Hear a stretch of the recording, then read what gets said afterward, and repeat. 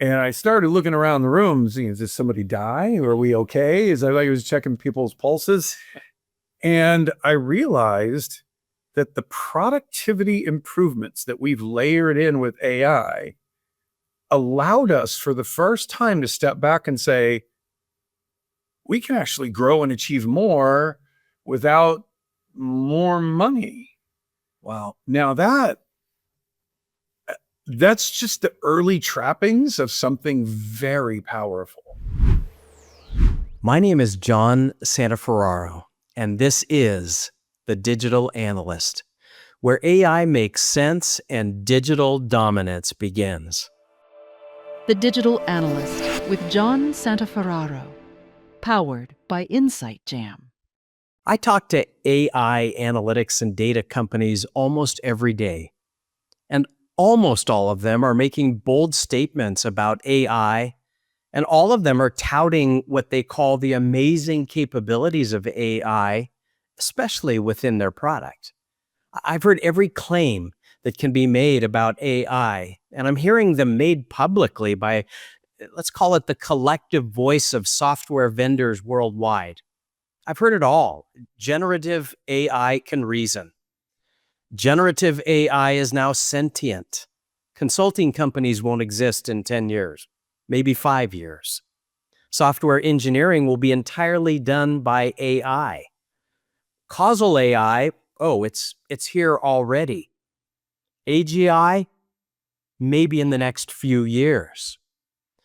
The claims are too many to count. All of these overhyped claims have one thing in common. They have little to no support behind the claims. You see, most of the claims are riddled with fallacies. For example, the all or nothing claim that AI will replace humans.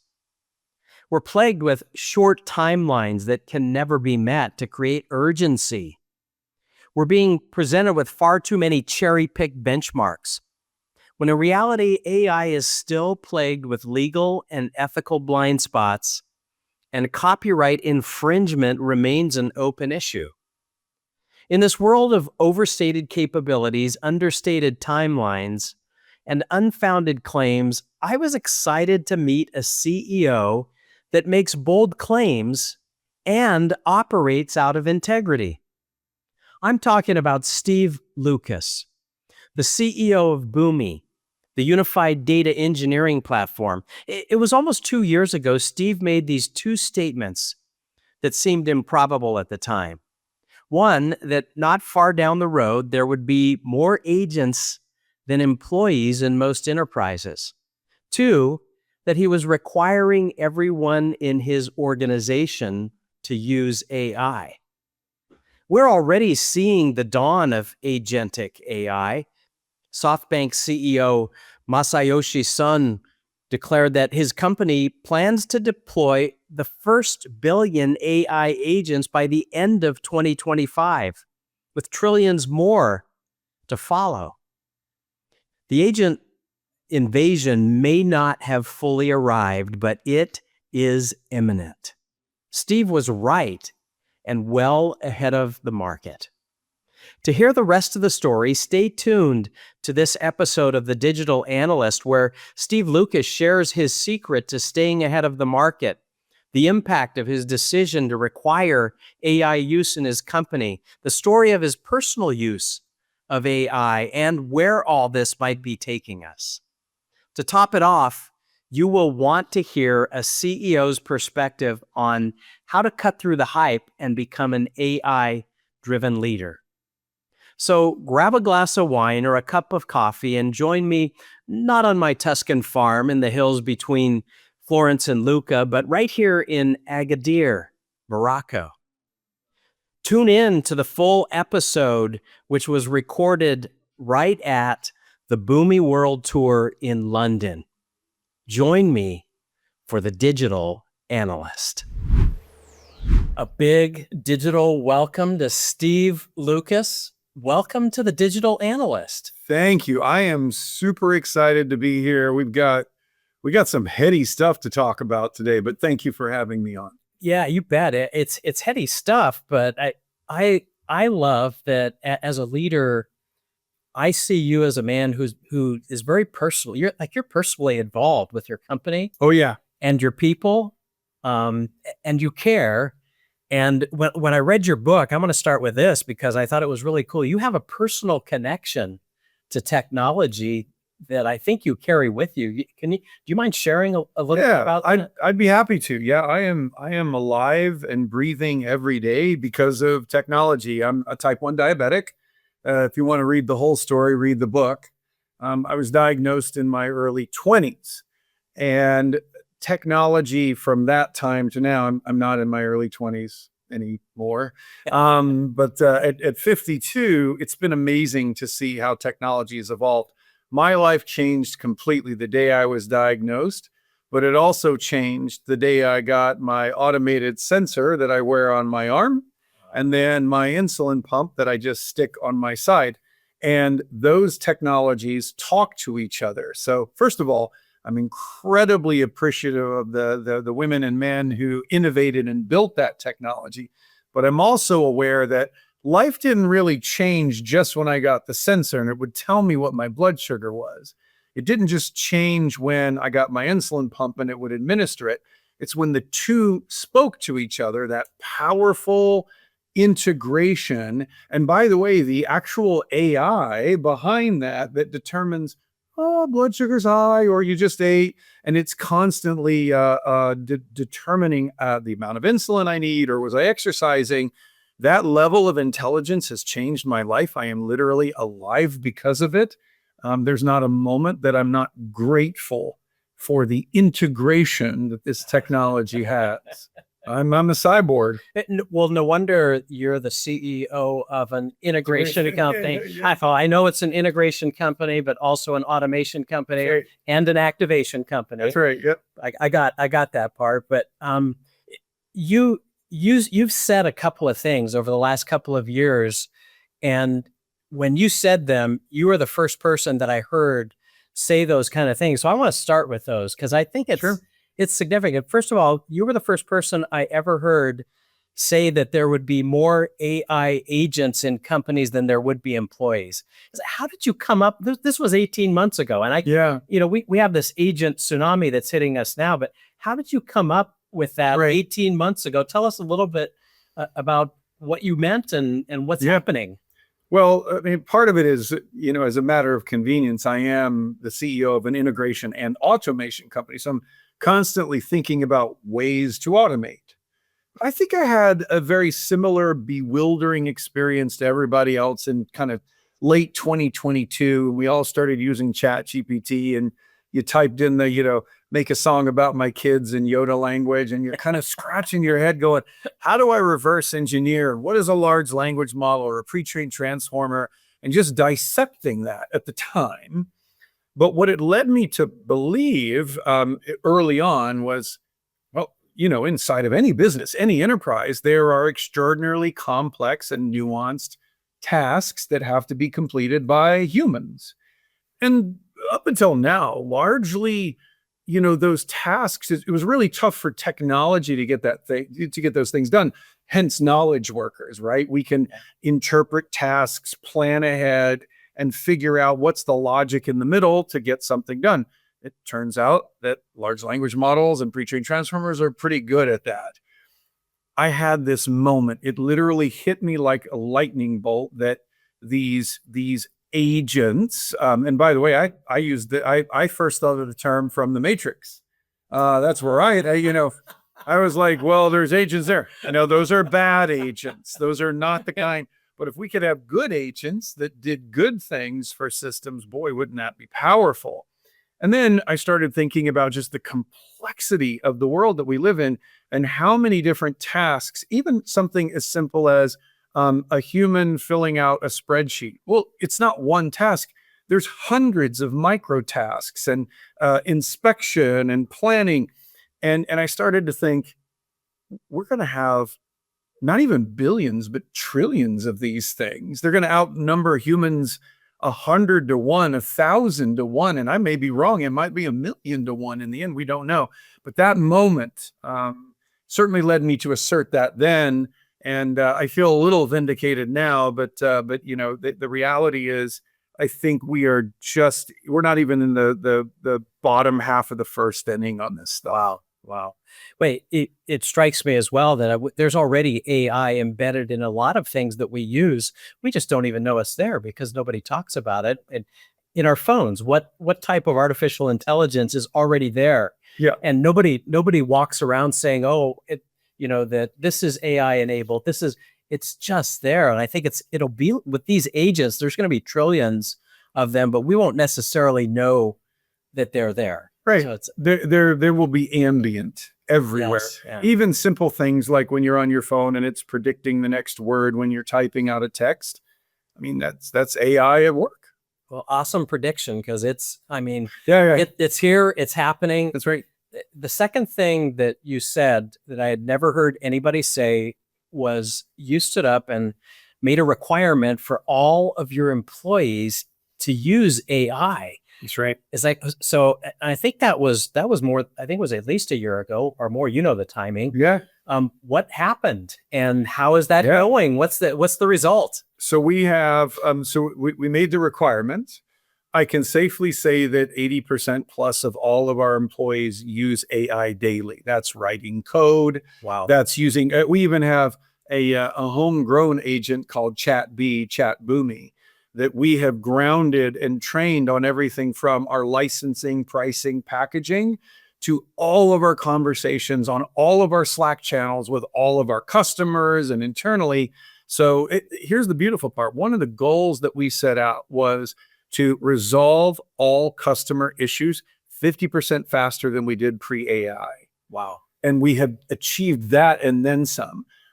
We want to make our customers happy, right? So when they have an issue, and the reality is that rarely when you're talking about complex enterprise software, someone has a challenge, they're not just going to call you up and go, "Oh yeah, here, let me look that up. There's your answer," right? There's dozens, hundreds of systems involved, you name it. And so the beautiful part about it is having a centralized AI that is aware of all of the goings on of customer issues, systems, challenges, other customers that have experienced the same thing. You can cut to that incredibly quickly, the solution. So we've achieved that and then some, and that's just one of hundreds of beneficial outcomes that we've seen. But we've done a really good job at the 80% daily usage. And it's not just with a single tool, dozens and dozens and dozens of AI tools. Now, I will say this, our new goal is that we can eliminate 50% of the work that humans do today. Not 50% of the humans. We have other jobs for humans. 50% of the work that they do that I think is just kind of soul crushing. It's not exciting work that they do. It's tedious. And so we're eliminating as much, if not all of that as we can. And I think it's giving us permission to be something more. Yeah. That seems like something that could be transformational for the workforce as well. The idea that you can go to the people, the employees in your company and say, you identify the work that you hate most. That's it. The most crushing work. And then from that set, figure out what can be automated and let's go do it. Yeah. And I think it's freeing when you have that conversation. Yeah. Yeah, that's amazing. I wonder too, if I have this construct that people should be using AI more strategically.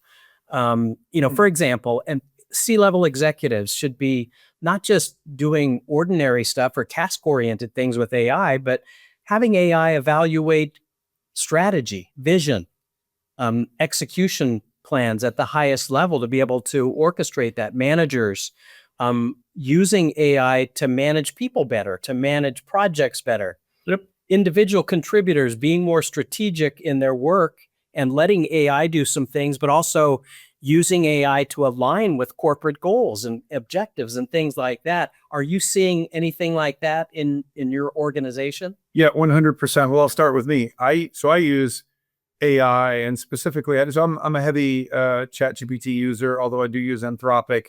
They definitely have different personalities, and that's a good thing. But I have a version of ChatGPT just called SteveBot.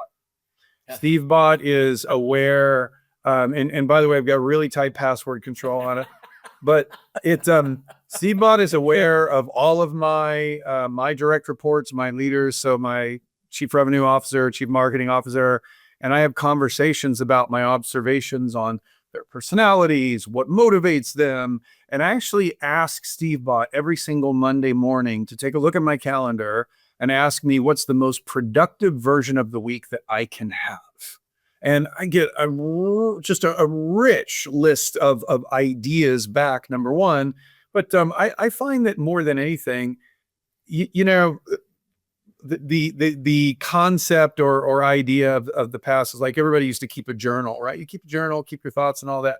I really encourage people to journal their thoughts in a large language model or pre-trained transformer, just because it's something you can revisit and you can understand your thinking. And you say, well, why wasn't I thinking about that 6 months ago? So I've been journaling.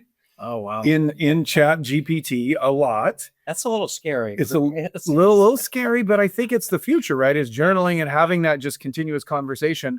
It has been transformational for me, more from time optimization, but also making sure that I have the most productive conversations with people. Wow. Wow, that's cool. Mesh is a material built to be strong and flexible.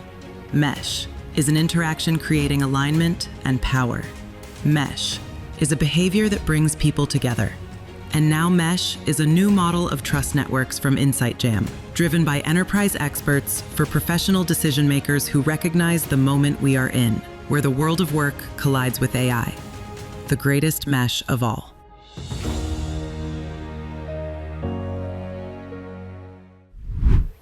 So when you put all of this in motion, I think that a lot of what was happening at that time was around generative AI, which is great. Now we've entered more of the agentic age. So I imagine that there are agents at work within your company as well.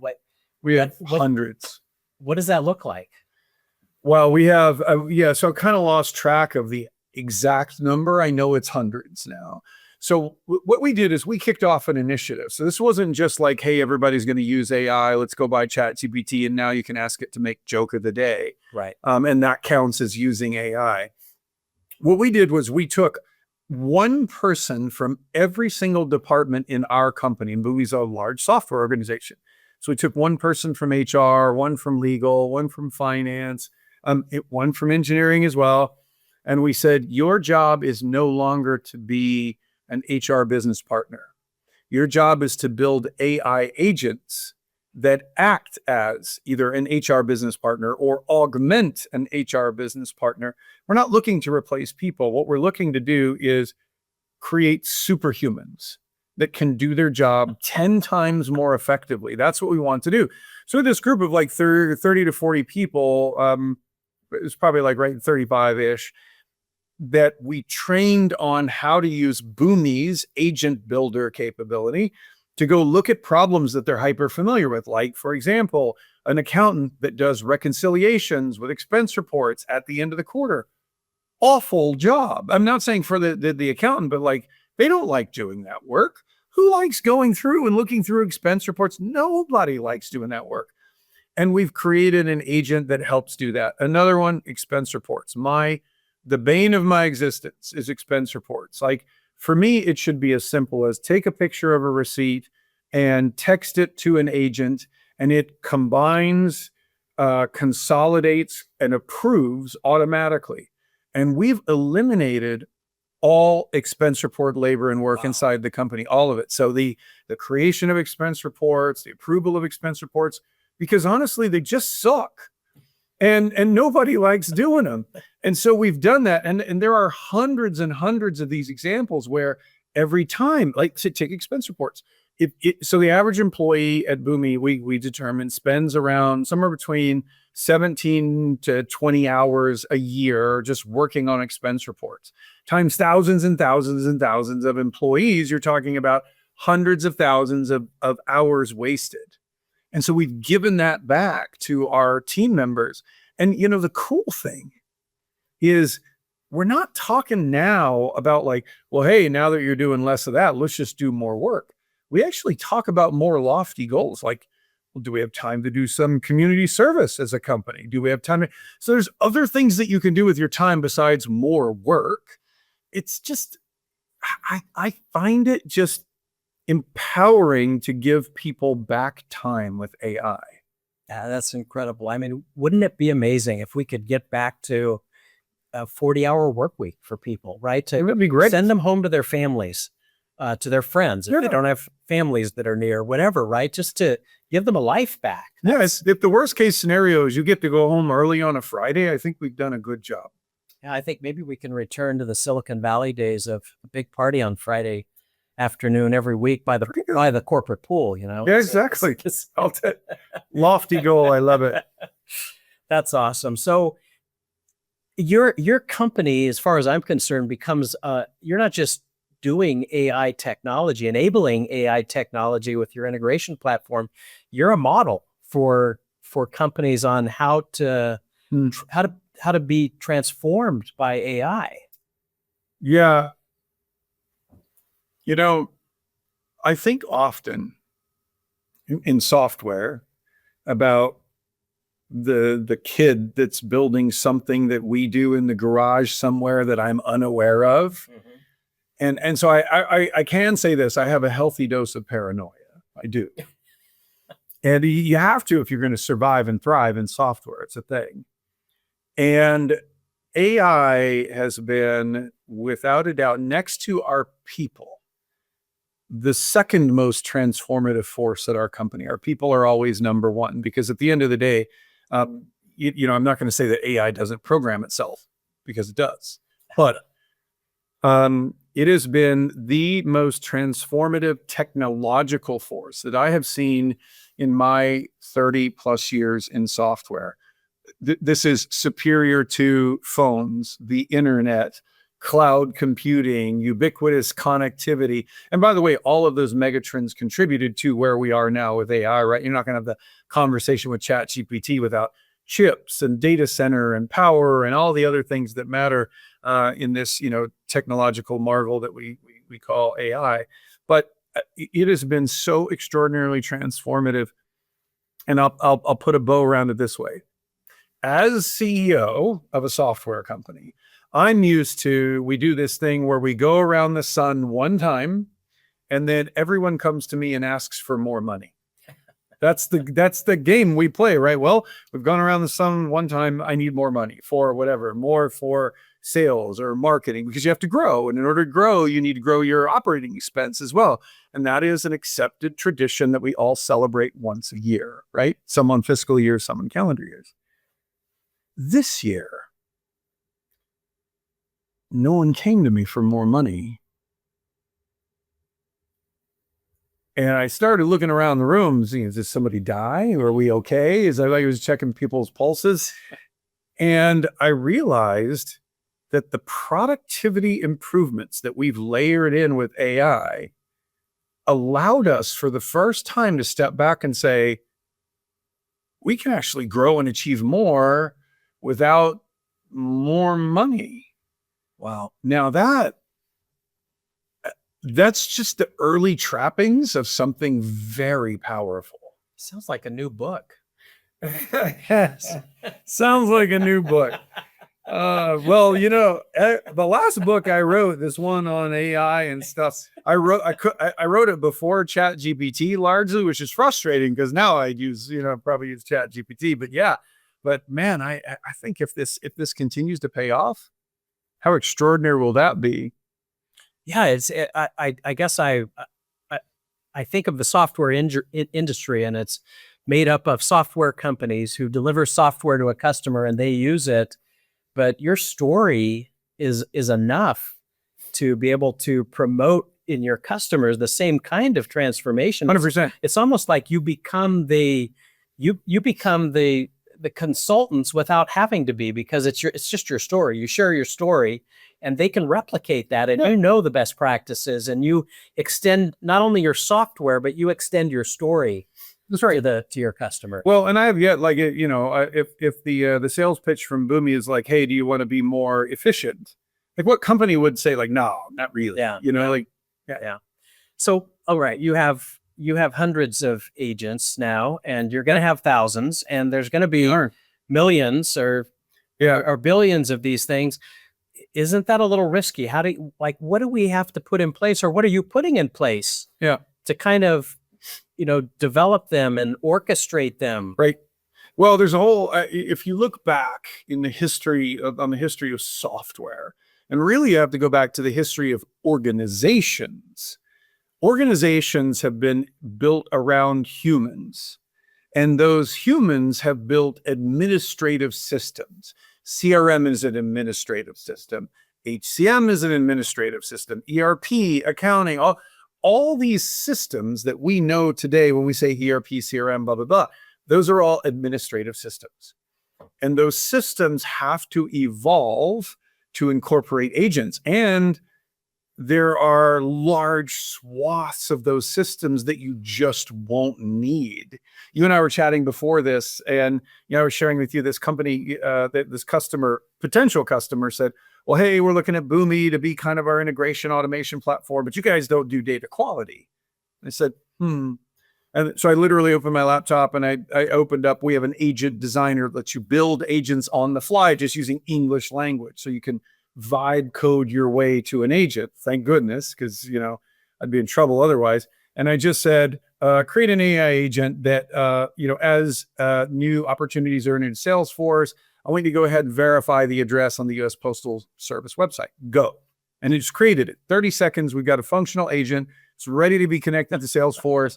But here's the thing, and we all know that sales reps are the worst data entry people ever made, and that's okay. They know that too. But when I created that, I just sat back and I said, so are we or are we not a data quality company? And the whole point, the argument I was trying to make is the lines are blurred. Everything gets blurred now because of AI. It's an entirely new world. So for me, when I think about possibility and I think about software, I'm so excited about the fact that the lines blur very quickly thanks to AI. And so, for Boomi in particular, we're going to continue to lean in hard on this, agent or agentic platform, because every agent inside of your organization, the thousands, the millions, the billions that will exist, here's what they need. They need to be able to connect to databases. Boomi does that. Connect to applications. Boomi does that. Data flow back and forth. Make sure you have metadata, master data context. Boomi does that. So I feel strongly, and this is obviously a little pro Boomi, but that Boomi is kind of like the perfect built platform for creating successful AI agents in the enterprise.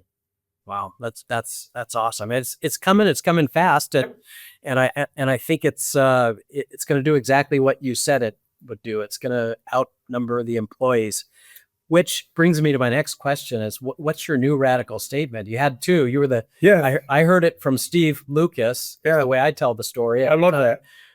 What is your new radical? What is your new visionary statement about what's out there? Well, so I'll make the statement here in a moment, but I need to preface it with one. Okay, you're allowed to do that. These model companies, who I admire, all of them deeply, OpenAI with ChatGPT, Anthropic with Claude, Google with Gemini, and the list goes on and on and on. Meta has Llama. These models are becoming extraordinarily powerful. And each of those companies are coming out with their own agentic platforms that can perform things like long-running tasks, nuanced tasks. And that's super interesting. But I believe that we are headed very rapidly to a future. And this comes back to I was teeing up, the lines are getting blurred, right? So what is a data quality system if you can just create an AI agent that does data quality? Here's a question. What if I could ask a model to be my CRM? What if I could ask a model to be my ERP? Now, you may say, Steve, that's more deterministic, not probabilistic. That's not possible. Well, unless these models are gifted a deterministic engine or a rules-based engine that they can rely on and very easily move between a probability and something that's more finite than it needs to be. I believe there is a very not real possibility, but the ultimate fact that these models will be able to be things that you ask them. So be an ERP system, be a CRM system. So here's the question is, are businesses, these administrative systems and organizations made simpler by AI? Or do these businesses and their systems simply become AI? Where I have an AI that just is my business. The CRM happens within the AI. The data flow is within the AI.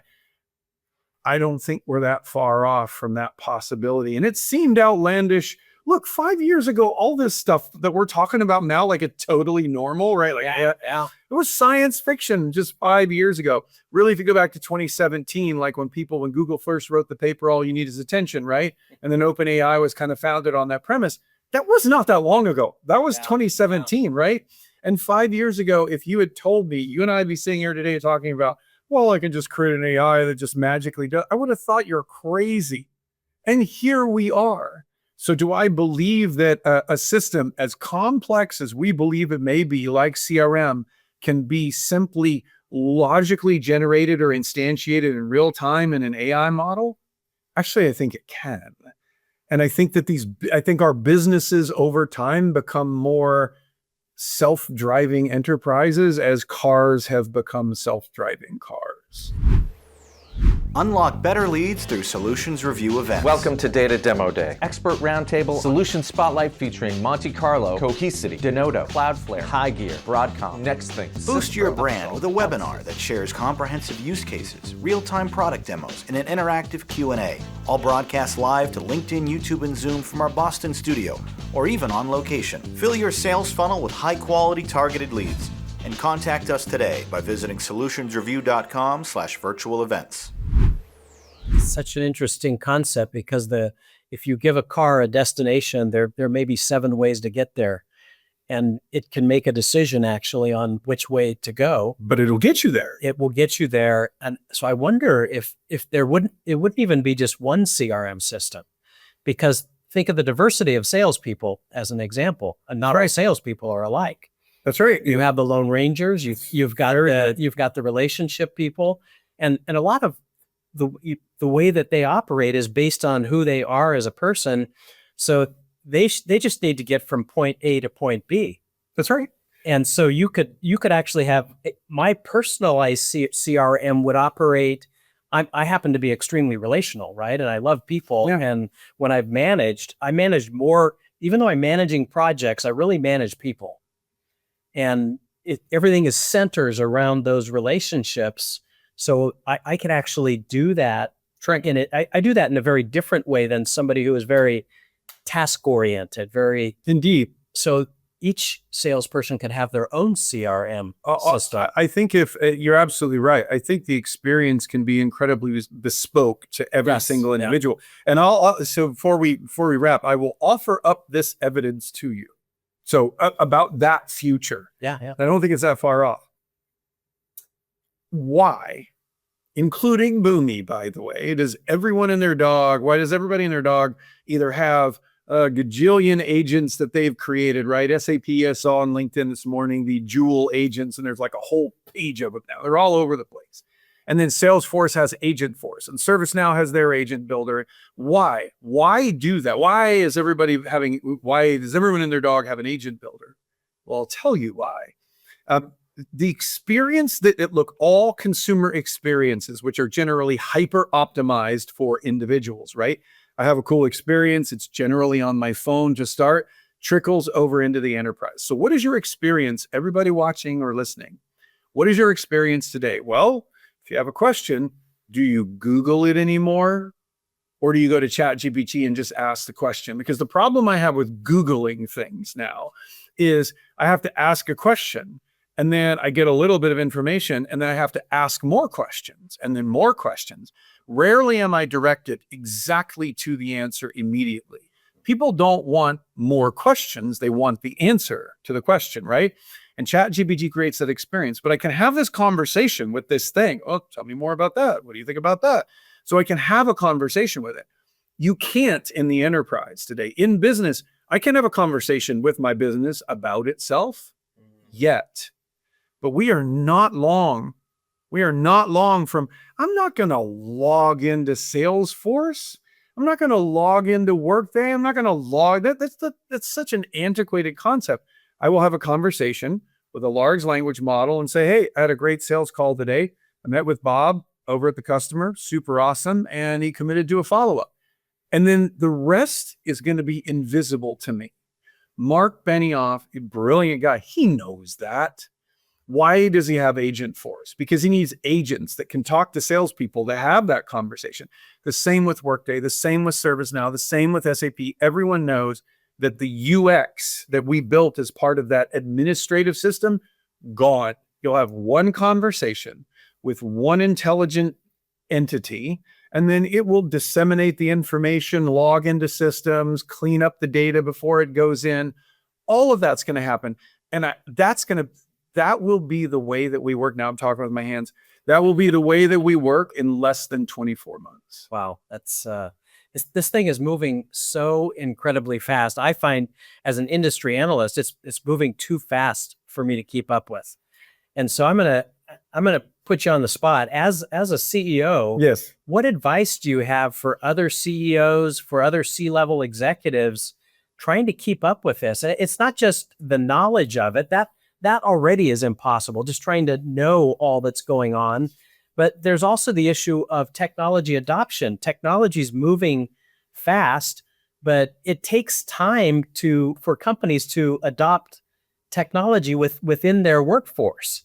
And I don't know if you can speed that up, because that's the human element. Yeah. So with everything moving as fast, what's your advice to CEOs and C-level executives? Well, there was an MIT study. You should Google, but you can look it up. It was an MIT study, like 3-4 weeks ago that came out, and they looked at several hundred AI pilot projects, and their conclusion was 95% of the projects failed to deliver the set out objectives, failed to deliver ROI. There were a number of measures, and you kind of go, whoa, why is that?